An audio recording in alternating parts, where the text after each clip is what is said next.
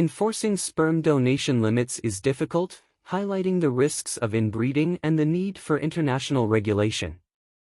The Dutch court ruling against Jonathan Jacob Meyer for exceeding the sperm donor limit raises broader questions about oversight. Max's nuclear family delves into the complex dynamics of unconventional family structures and legal battles over parental rights. Jonathan Jacob Meyer was technically brought to justice at the end of Netflix's The Man with 1,000 Kids when a Dutch court ruled that he could not donate any more sperm and would be fined €100,000 for each infraction.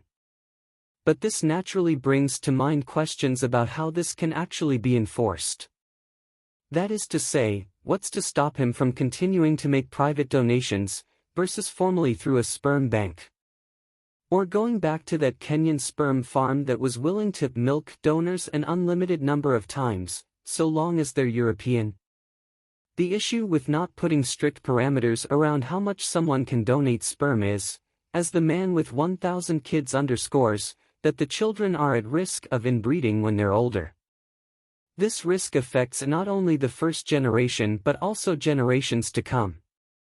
In his testimony, Meyer confessed to having between 550 and 600 children.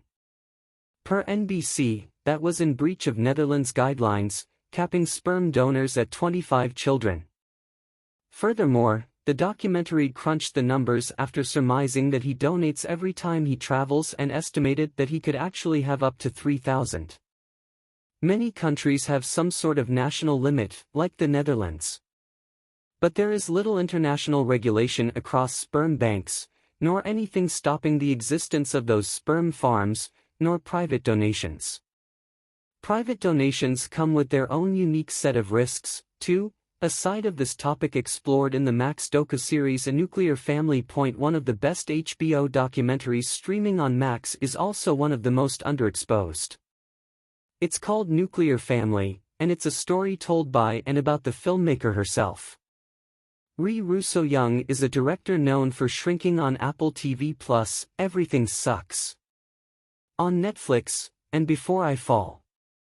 The story about her own family, however, was one she'd been trying her whole life to tell. Ree's parents are a lesbian couple, Robin Young and Sandy Russo. When Robin and Russo were having Ree and her sister Cade, it was the 80s, so adoption or going through a sperm bank weren't options. That left the couple with an instructional pamphlet about how to DIY inseminate and a quest to find some donors.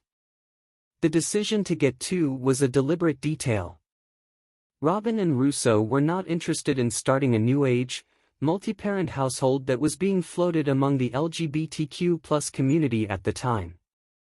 They wanted a nuclear family, to be like other traditional parents. They even wrote up an agreement for the donors to sign reiterating these terms.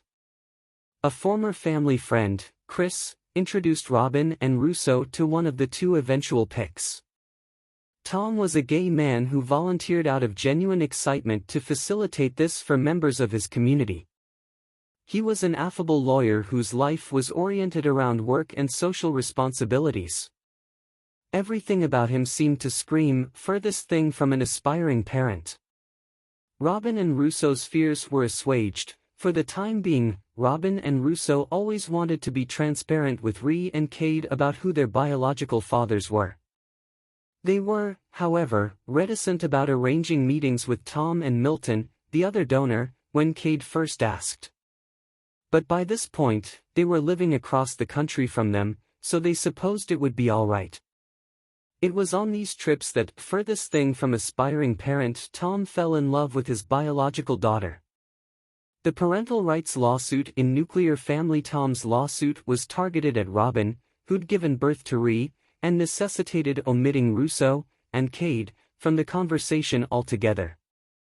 As far as the law was concerned, Russo and Cade had no place in their family and could easily be ripped from it if he won. Tom's lawyers relied on antiquated, sexist, anti-LGBT arguments. This included a psychiatrist testimonial that diagnosed Robin and Russo with psychological fusion, a term that sounds like someone trying to turn the urge to merge into medical jargon. Part of how laughable this all sounds now is precisely thanks to trailblazers like Robin and Russo, who fought to preserve their family unit in a time of broader cultural ignorance. Nuclear Family explains that the precedent in custody battles concerning lesbians, particularly those who came out after marriages to men, was that they were considered illegitimate mothers and lost access to their children. Robin and Russo would, and did, break new ground. Perhaps the most fascinating angle of the documentary was when Russo Young switched gears and began telling the story from Tom's perspective. Part of the tragedy, part of why these trials continued to haunt her into adulthood, was that Tom died of AIDS shortly after they took place. By interviewing his friends and digging into old footage, a more complete picture of her biological father began to take shape. Furthermore, in reflecting on his diagnosis, the urgency and relentlessness with which he fought began to make more sense. Russo Young displays a commitment in Nuclear Family to unraveling, then exposing, the truth about who Tom was and the nature of their relationship. She never loses her sense of empathy for any of the parties involved, nor seeks to debunk her original position, just expand it. Equally as brave and admirable is her family's willingness to participate and pick at old wounds. Ultimately, they validate that her feelings would always be more complicated about this man and this event in their lives, given her role in it.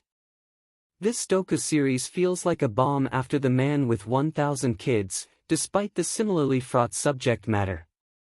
Stream Nuclear Family now on Max. The Man with 1,000 Kids is streaming on Netflix.